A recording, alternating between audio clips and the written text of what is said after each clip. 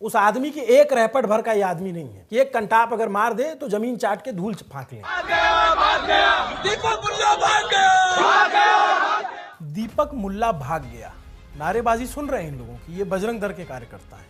अगला नारा क्या है? दीपक कटुआ भाग गया। दीपक कटुआ भाग गया। दीपक मुल्ले के है साथ में। दीपक मुल्ले के है साथ में। मुस्लिमों के खिलाफ किस तरीके की नफरत भरी है इन नारेबाजी से आप समझ सकते हो। और अगला नारा क्या है? जो दीपक मुल्ला के साथ में चूड़ी पहन ले हाथ में। ये जो पूरी नारेबाजी है इस पर पोस्टमार्टम तो हम करेंगे, लेकिन इन सब को देखते सुनते समझते एक कविता याद आ रही है राजेश जोशी की। जो इस पागलपन में शामिल नहीं होंगे मारे जाएंगे, कटघरे में खड़े कर दिए जाएंगे। जो विरोध में बोलेंगे, जो सच सच बोलेंगे, मारे जाएंगे। बर्दाश्त नहीं किया जाएगा किसी की कमीज को उनकी कमीज से ज्यादा सफेद। कमीज पर जिसके दाग नहीं होंगे मारे जाएंगे। धकेल दिए जाएंगे कला की दुनिया से बाहर। जो चारण नहीं है, जो गुण नहीं गाएंगे, मारे जाएंगे। धर्म की ध्वजा उठाए जो नहीं जाएंगे जुलूस में, गोलियां भून डालेंगे, उन्हें काफिर करार दिए जाएंगे। सबसे बड़ा अपराध है इस समय निहत्थे और निरपराध होना। जो अपराधी नहीं होंगे मारे जाएंगे। राजेश जोशी की ये कविता है और कोटद्वार में जो घटना हुई और जो कुछ चल रहा है उत्तराखंड में, उस पर एकदम सटीक बैठती है। एक व्यक्ति जो पागलपन के खिलाफ खड़ा है, एक व्यक्ति जो वैशीपन के खिलाफ खड़ा है, उसके खिलाफ इस तरीके की नारेबाजी की जा रही। और नारा क्या लगा रहे हैं? जो दीपक मुल्ले के साथ में चूड़ी पहन ले हाथ में। जो लोग ये नारा लगा रहे हैं उनकी जानकारी के लिए बता दें कि चूड़ी जो है ना, आपकी माताएं पहनती हैं। जिस माँ की जन्म कोख से जन्म लिया है वो माता चूड़ी पहनती है। जो आपकी बहन है वो चूड़ी पहनती है, आपकी बुआ मौसी चूड़ी पहनती है। चूड़ी को जो लोग कमजोरी की निशानी समझते हैं, उनके मानसिक दिवालियापन जो है वो इन नारों में छिपा हुआ है कि चूड़ी को ये कमजोरी की निशानी समझते हैं। और ये कह रहे हैं कि चूड़ी पहन लें हाथ में। जो जिस माँ ने तुम्हें जन्म दिया है वो कमजोर है।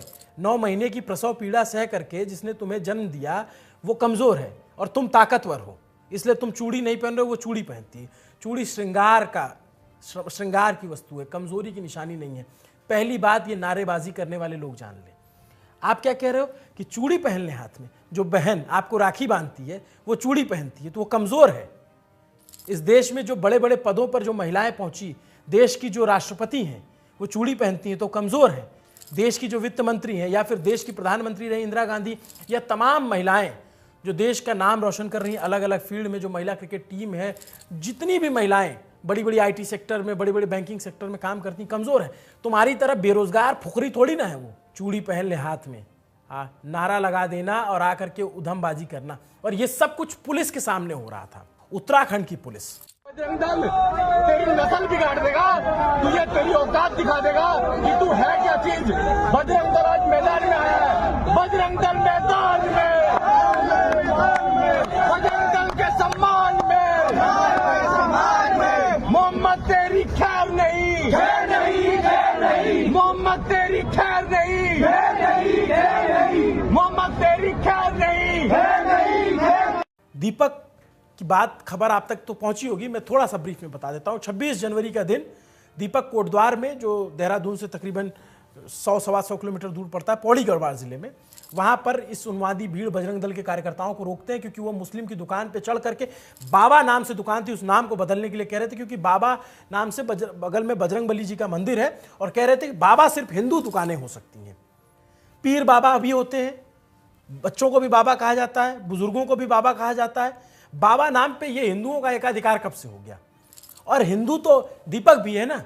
दीपक तो नहीं कह रहे कि ये बाबा नाम हिंदुओं का एकाधिकार। ये बजरंग दल के उन्मादी कार्यकर्ता जिन पर अभी तक कोई FIR दर्ज नहीं हुई, कोई भी FIR दर्ज नहीं हुई है, और ये कह रहे हैं कि दीपक मुल्ला।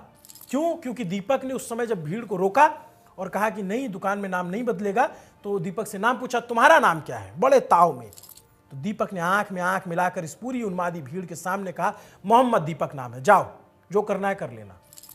भीड़ को रोक दिया। तिलमिला गए ये लोग और पूरी भीड़ को इकट्ठा किया। उसके बाद 26 जनवरी की घटना के बाद दीपक ने बताया कि भाई उनको खतरा है, पुलिस ने उन्होंने बता दिया है सब कुछ। लेकिन ये सारी उन्मादी भीड़ इकट्ठा होती दीपक के जिम के बाहर। दीपक जिम ट्रेनर है, उन्होंने मेहनत करके अपनी बॉडी बनाई है, लेकिन साथ में इंसानियत का दिल भी उनके अंदर है, जिसको उन्होंने प्रोटीन के पाउडर से ढककर मारा नहीं। और हिम्मत देखिए इन तमाम लोगों की, पुलिस के सामने चढ़ रहे हैं उसकी दुकान, उसके जिम पर, और जब भीड़ अलग करती है तो ये एक सिखड्डी पहलवान जो है ये कूद करके आगे जाते हैं दीपक से लड़ने के लिए।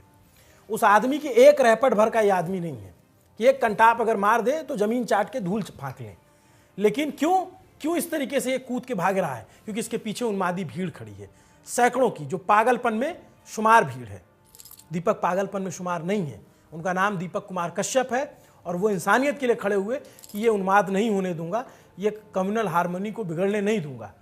तो फिर क्या हुआ? दीपक को बदले में क्या मिला? धमकियां मिल रही हैं।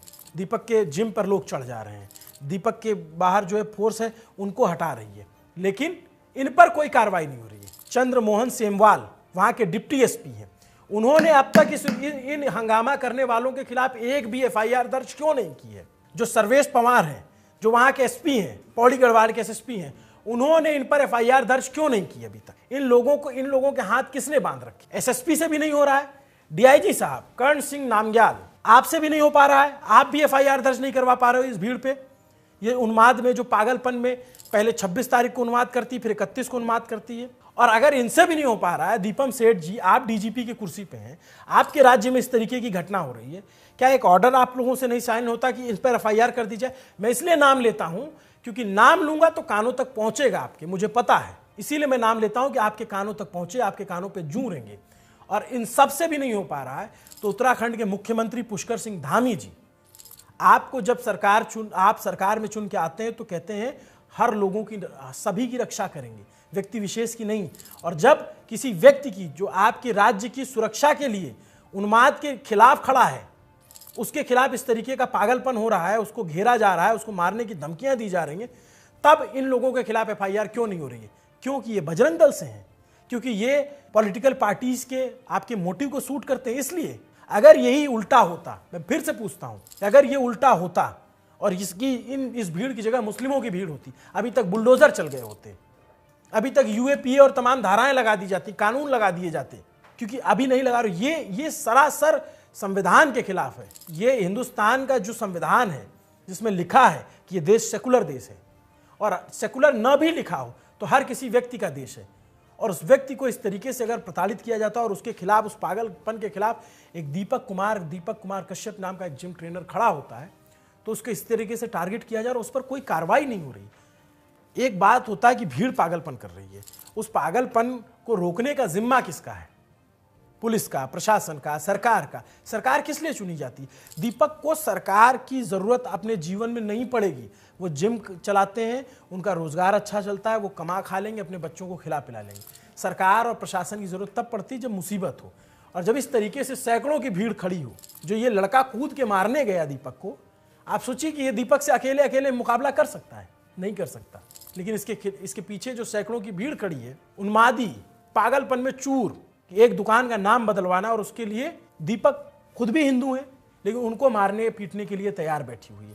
नमस्कार, जय सिया राम, अस्सलाम वालेकुम, सत श्री अकाल, केम छो। ना मैं हिंदू हूँ, ना मैं मुसलमान हूँ, ना मैं सिख हूँ, ना मैं ईसाई हूँ।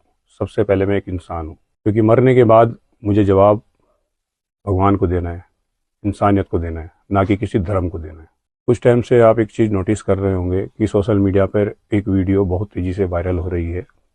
हिंदू मुसलमान को लेकर किसी एक इंसान को टारगेट करना मेरे हिसाब से ये गलत है, ऐसा नहीं होना चाहिए। चाहे वो हिंदू हो, चाहे वो मुसलमान हो। आप लोगों से, आप भाइयों से, बहनों से, दोस्तों से मैं बस इतना कहना चाहता हूँ कि हमारे देश को प्यार की ज़रूरत है, मोहब्बत की ज़रूरत है, ना कि कोई नफ़रत की।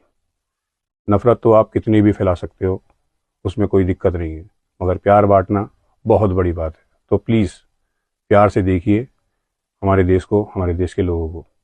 धन्यवाद। अगर पुलिस ना हो तो ये भीड़ उनका क्या हास्य करेगी, हम आप अंदाजा भी नहीं लगा सकते।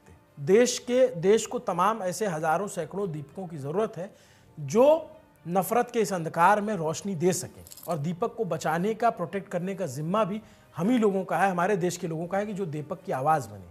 जो उन्माद पसंद लोग नहीं हैं, जो हंगामा, जो खून खराबा, जो मारपीट पसंद लोग नहीं हैं, वो दीपक के साथ खड़े होंगे, और दीपक के साथ खड़े हो भी रहे हैं। मैं हर जगह देख रहा हूँ, सोशल मीडिया पे तमाम रिएक्शन आ रहे हैं, लेकिन जिसको जरूरत है खड़ा होने का, पुलिस, उत्तराखंड की पुलिस, वो क्यों नहीं खड़ी हो रही?